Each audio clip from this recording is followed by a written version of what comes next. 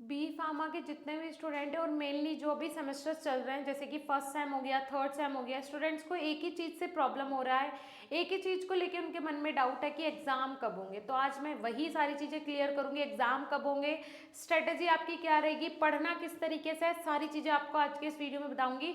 So video को last तक देखिएगा, शायद ये आपको अच्छे मार्क्स गेन करने में हेल्प करे और शायद आपको फेल होने से बचा ले। ठीक है जी, तो वीडियो को लास्ट तक जरूर देखिएगा। Hey everyone, Sakshi Rajput here and welcome to SB pharmacy. Video बहुत इंपॉर्टेंट आप लोगों के लिए है। देखिए, सबसे पहले तो एग्जाम होने कब वाले हैं। अगर मैं बी फार्म फर्स्ट सेम के स्टूडेंट की बात करूँ तो आप लोगों के एग्जाम जो हैं वो मोस्ट प्रोबेबली फैब में होंगे। ठीक है जी, फैब में होंगे, फर्स्ट वीक में जो है आपके एग्जाम वो शुरू हो जाएंगे, या फिर जनवरी के लास्ट वीक में आपके एग्जाम शुरू हो जाएंगे। ठीक है, तो अब आप अंदाजा लगा दीजिए कि आपके पास कितना टाइम बचा हुआ है फर्स्ट सेम के स्टूडेंट के पास। अब बात कर लेते हैं थर्ड सेम वालों के। थर्ड सेम वालों के लिए तो थर्ड सेम के स्टूडेंट के पास ज़्यादा टाइम नहीं है। नेक्स्ट मंथ आप लोगों के एग्जाम स्टार्ट हो जाएंगे। मतलब नेक्स्ट मंथ कब? दिसंबर में आप लोगों के एग्जाम स्टार्ट हो जाएंगे। अभी नवंबर में 20 से 25 नवंबर तक आपको देखने को मिल जाएगी date sheet. Final date sheet जो है वो देखने को मिल जाएगी और नवंबर के मिड या फिर एंड तक आप लोगों के एग्जाम निपट जाएंगे। ठीक है, थर्ड सेम के स्टूडेंट के लिए मैं बात कर रही हूँ।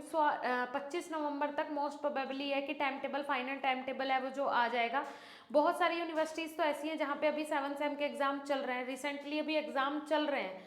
ठीक है, तो आप लोगों के भी एग्जाम होने में ज़्यादा टाइम नहीं है। उसके बाद आप लोगों का जल्दी ही पता चल जाएगा कि एग्ज़ाम कब होगा।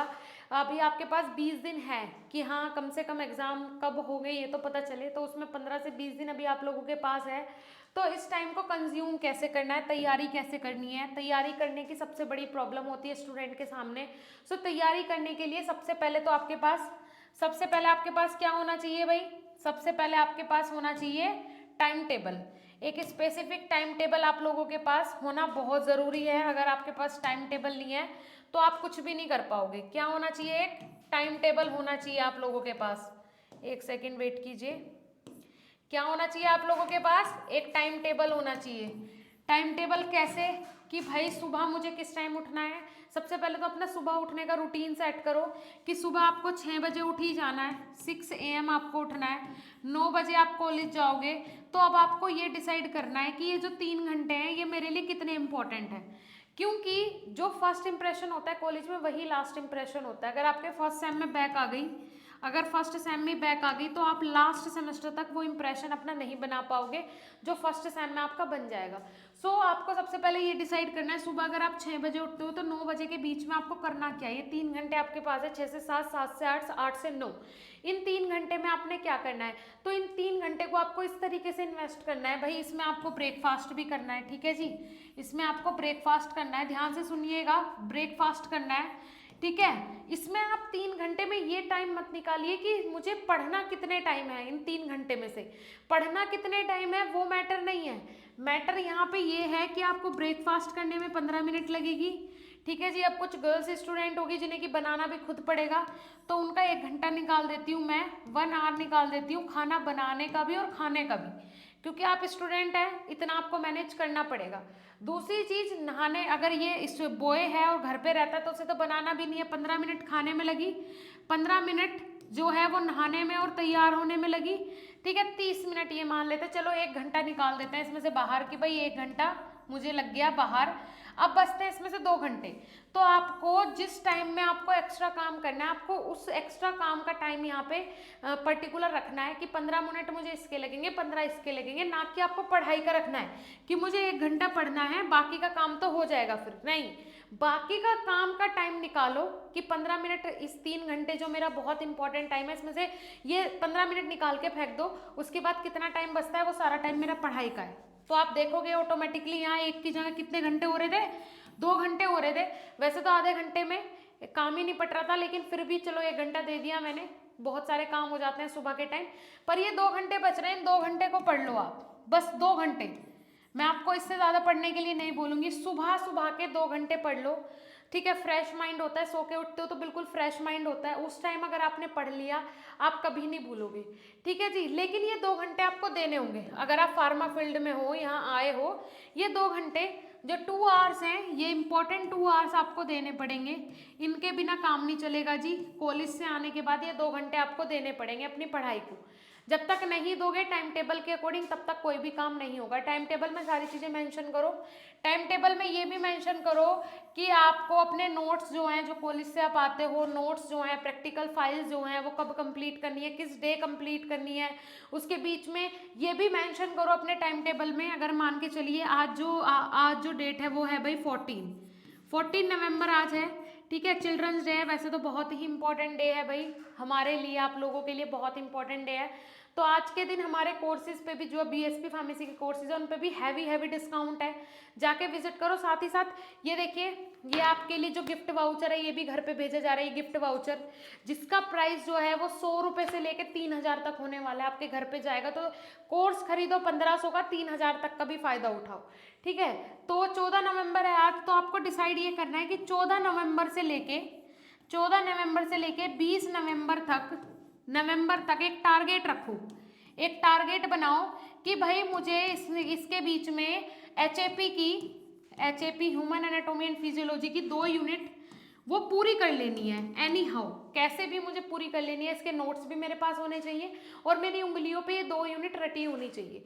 उसके अलावा जो बाकी काम है अभी छोड़ दो, जो मैंडेटरी काम है वो तो करने पड़ेंगे भाई, प्रैक्टिकल फाइल है वो कंप्लीट करनी पड़ेगी, बाकी के जो मैंडेटरी काम है वो भी करने पड़ेंगे।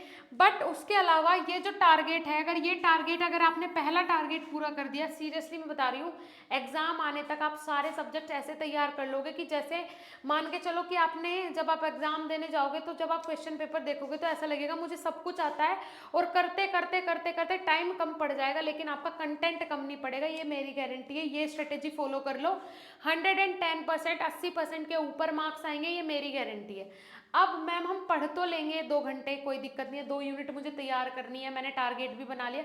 अब ये 2 यूनिट तैयार होंगी कहाँ से, क्योंकि कॉलेज में जो पढ़ाया जा रहा है वो दोबारा हम देख नहीं सकते भाई। कॉलेज का तो ये होता है जो एक बार पढ़ा दिया वो दोबारा थोड़ी आपको टीचर पढ़ाएगा, या दोबारा आपके पास कोई रिकॉर्ड करके थोड़ी उन्होंने वीडियो रखी है कि आप बाद में भी देख सको। ये फैसिलिटी तो वहाँ पे नहीं है, लेकिन ये फैसिलिटी बीएसपी फार्मेसी आपको प्रोवाइड करवा रही है। हम कुछ अच्छा आपको प्रोवाइड करवाने की कोशिश कर रहे हैं, कुछ एडवांस प्रोवाइड करवाने की कोशिश कर रहे हैं, टेक्नोलॉजी के थ्रू प्रोवाइड करवाने की कोशिश कर रहे हैं, जिसमें कि आप लाइव क्लास भी होने के बाद आप उसे रिकॉर्डेड फॉर्म में देख सकते हो।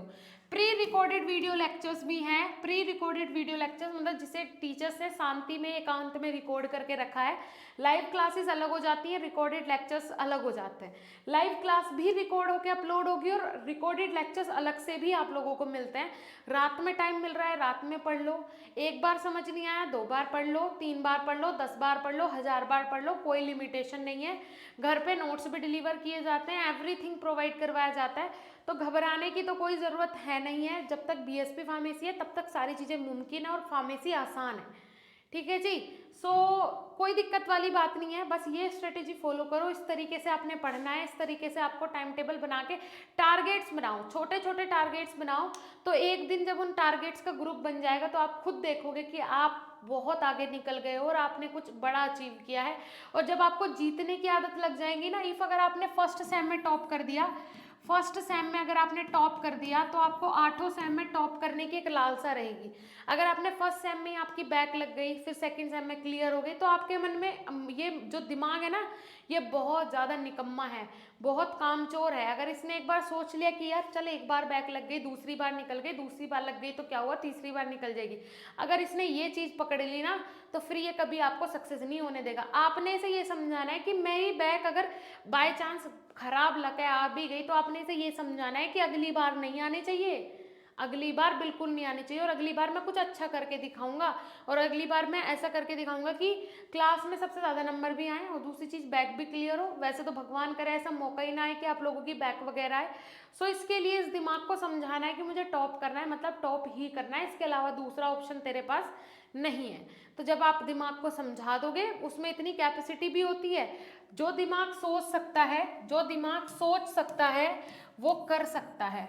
अगर उसने सोचा है मतलब वो करने की हिम्मत रखता है। ठीक है जी। जो आपका मन सोच सकता है वो 110% कर भी सकता है, चाहे वो दुनिया में कोई भी चीज़ हो। जो आज तक दुनिया में लोग बाग कर पाए हैं वो भी आपका दिमाग कर सकता है, और अगर वो कुछ ऐसा सोच रहा है जो दुनिया में आज तक कोई नहीं कर पाया, मतलब वो आप कर सकते हो। ये 100% मैं श्योर हूँ। जो दिमाग सोच सकता है वो कर भी सकता है 110%। ठीक है जी। लेकिन उससे उसमें उसको आपका भी सहयोग चाहिए है कि हाँ, आप भी उसे सहयोग करें कि हाँ ये हो सकता है। ठीक है, चलिए ठीक है। आज का वीडियो आई होप आप लोगों के लिए इन्फॉर्मेटिव रहा हो। अगर रहा हो तो प्लीज़ वीडियो को लाइक कीजिएगा, चैनल पे नए हो सब्सक्राइब कर लीजिएगा। मिलेंगे देन नेक्स्ट इन्फॉर्मेटिव वीडियो के साथ, तब तक के लिए धन्यवाद, नमस्कार।